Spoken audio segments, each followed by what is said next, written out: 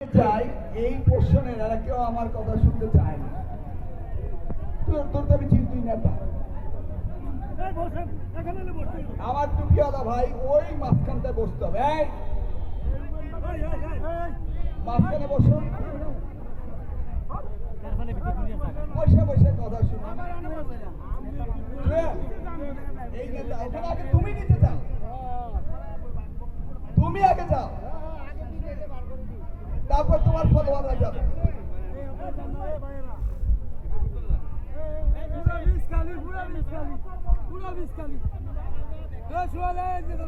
ইব্রাহিম পেটপোটা ওরে যা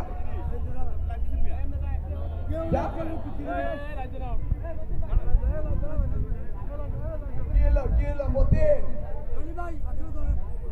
ওখানে গিয়ে বসো। আমি তো দেখছি তোমার চেহারা।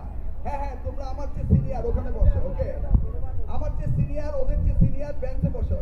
ইয়ারটা দেখ ইয়ানবো সোফা সেট। এই তোমার জন্য সোফা আনবো। এখানে বসলে কেন? এরা এখানে বসে দিচ্ছে। মাস্টার সাহেব এই মাস্টারি করেন, নেতারা সামনে আপনি গিয়ে বসলেন। এমন মাস্টার হইলে তো আর আমাদের স্কুল কলেজে কোনো কিছু থাকবে না। এবার বুঝছেন তো কি শুনলেন? এইভাবে সকলকে আমাদের নসিহত করতে হবে নাকি? নাকি কমান্ড করবে, সকলকে শুনতে হবে নাকি? আমরা সকলে অধিক হয়ে বসে আছি আমাদের প্রিয় নেতার বক্তৃতা শোনার, তাই না? যা বলছিলাম, ওই সেনা শাসিত সরকার এসে 1/11-এর সময় ষড়যন্ত্র করে বেগম খালেদা জিয়াকে জেলে পাঠিয়েছিল। ষড়যন্ত্র করে তারেক ভাইয়ের কোমর ভেঙে দিয়েছিল।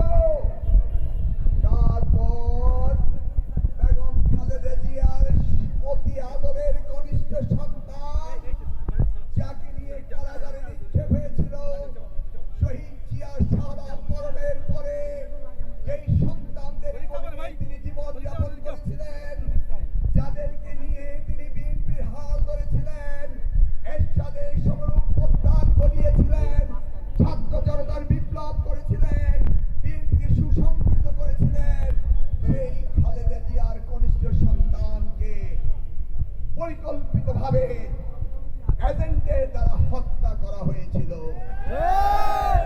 এই হত্যার পরে আবার গুলশান অফিসে যখন বেগম খালেদা জিয়া সংজ্ঞাহীন অবস্থায় পড়েছিলেন, তখন টিপ্পনি কাটার জন্য সেখানে গিয়েছিল, যায়নি? এরপর আমরা দেখেছি অত্যাচার। এই অত্যাচার শুরু হলো। এই অত্যাচার থেকে আমার কচুয়াবাসীর কোন নেতা কর্মীরা বাদ যায়নি। সামনে আমাদের দিন আসছে, সামনে নির্বাচন হবে, জনাব তারেক রহমান দেশে আসবেন, এই দেশকে আবার সুন্দরভাবে গড়ে তুলবেন, সেই অপেক্ষায় আমরা রয়েছি। কি করেছিলাম আমরা? কি অন্যায় করেছিলাম আমরা? কি অন্যায় করেছিল কচুয়াবাসী? কি অন্যায় করেছিল আমার নেতা কর্মীরা? তাদেরকে জেল হাজতে যেতে হয়েছে। কি নির্মম অত্যাচার! আমাকে এক কারাগার থেকে আরেক কারাগার, কখনো কুমিল্লা কারাগার, সারা দিন রাত্র সেই নিয়ে গেল রংপুর কারাগার। সেখানে 1 ঘন্টা 2 ঘন্টা রাত্র বিশ্রাম নিতে না নিতেই আবারও বলে চাঁদপুরে হাজিরা। ওই সারাদিন গাড়িতে করে আবার এই খোঁড়া রৌদ্রের ভিতরে এয়ার কন্ডিশন বিহীন মাইক্রোবাসে ঘনমাক্ত শরীর নিয়ে আমাকে আবার সেই রংপুর থেকে কুমিল্লা, কুমিল্লা থেকে চাঁদপুর, বাংলাদেশে এইভাবে এক প্রান্ত থেকে এক প্রান্তে, এক কারাগার থেকে আরেক কারাগারে নেওয়া হয়েছিল। আমাকে হত্যা করার চেষ্টা করা হয়েছিল, একবার নয় কয়েকবার। কি অন্যায় করেছিলাম আমি আপনাদের জন্য প্রতিবাদ করার জন্য, আপনার কচুয়া, আমার কচুয়া, আমার হৃদয়ের স্পন্দন, আমার ভালোবাসা, আমার নারী পোতা, আমার পিতৃপুরুষের জায়গা, আমি এসেছিলাম আপনাদের কাছে। আসিনি? করিনি কাজ? কোন অন্যায় করেছি? কোন অপবাদ নিয়েছি? এমন কোন ব্যক্তির সাহস নেই ওই বাংলাদেশের টেকনাফ থেকে তেতুলিয়া, রূপসা থেকে পাথুরিয়া, যেখানে জিয়ার নাম রয়েছে, যেখানে তারেক রহমানের নাম রয়েছে, যেখানে বেগম খালেদা জিয়ার নাম রয়েছে, সেখানে কেউ মিলনকে কোনো দুর্নীতির অভিযোগ আনতে পারে না। সততার সাথে, নিষ্ঠার সাথে, দেশপ্রেম নিয়ে রাজনীতি করেছি, শিখেছি শহীদ জিয়ার কাছ থেকে। যতদিন বেঁচে থাকবো ততদিন এই শহীদ জিয়ার রাজনীতি, বেগম জিয়ার রাজনীতি, তারেক রহমানের রাজনীতি করবো ইনশাআল্লাহ। আমি আমার বক্তব্য দীর্ঘায়িত না করে যে ষড়যন্ত্রের বীজ বপন করেছে আমার বিরুদ্ধে, সেই ষড়যন্ত্রের বিরুদ্ধে আমি একমাত্র বলিয়ান, একমাত্র কণ্ঠস্বর, প্রতিবাদী। আমি প্রতিবাদ করছি। এই প্রতিবাদের একটি ভিডিও ক্লিপ আপনাদের দেখাবেন।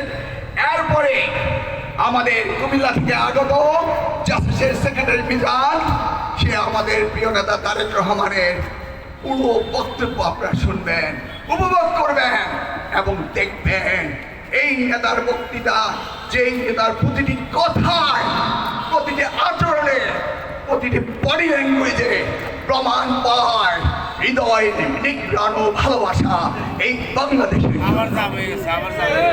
মনে নেই আপনাদের বেগম খালেদা জিয়া বলেছিলেন, সেনা শাসিত সরকার যখন বলল বিদেশ চলে যান, যখন শেখ হাসিনা বিদেশ চলে গেলেন, তখন বেগম খালেদা জিয়া বলেছিলেন বাংলাদেশেই আমার একমাত্র ঠিকানা। এই সেই নেত্রী, এই সেই অপোজিট নেত্রী, যেই নেত্রীকে কখনো দমানো যায় না, কখনো দমানো যাবে না। তাই আমি আমার বইয়ে লিখেছিলাম, প্রত্যেকটি মানুষের জীবনে এমন একটি লোক তাকে মহাপুরুষ তৈরি করে তার পিছনে চেয়েছিলেন, শহীদ জিয়ার পিছনে ছিলেন, সেটি ছিল বেগম খালেদা জিয়া। আর আজকে তারেক রহমানের এই বলিষ্ঠ কর্তব্য এবং বাংলাদেশের প্রতি তার ভালোবাসা, সেটা শিখেছেন পিতা শহীদ রাষ্ট্রপতি জিয়া রহমান এবং বেগম খালেদা জিয়া থেকে। সেই জন্য তারেক রহমানও কখনো মাথা নিচু করেননি, কারণ তারেক রহমান হচ্ছে সেই রহমান যার শরীরে শিরা উপশিরায় ধাবিত রক্ত রয়েছে শহীদ জিয়া এবং বেগম খালেদা জিয়া। আজকে যে ষড়যন্ত্র বাংলাদেশে করা হোক না কেন, কোন ষড়যন্ত্র তারেক রহমানকে ঠেকিয়ে রাখতে পারবে না। বাংলাদেশের মানুষ উন্মুখ হয়ে আছে, নির্বাচন চায়, নির্বাচন হতেই হবে, দিতেই হবে, এর কোন বিকল্প এই সরকারের নেই। এই ষড়যন্ত্র করুক না কেন, এই ষড়যন্ত্র উল্টানোর ক্ষমতা ওই নেতা, যেই নেতা ৯,০০০ মাইল দূরে বসে বাংলাদেশের বিএনপিকে বাংলাদেশের সর্ববৃহৎ জনপ্রিয় একটি দলে রূপান্তরিত করেছে, যেটি পৃথিবীর ইতিহাসে আর কোথাও নেই, আর কোথাও হবে না। সেই তারেক রহমানের অপেক্ষা আমরা রইলাম। এখন আমরা আমাদের প্রিয় নেতা তারেক রহমানের বক্তব্য শুনবো। মিজান, শুরু করো। ধন্যবাদ, আমি আছি।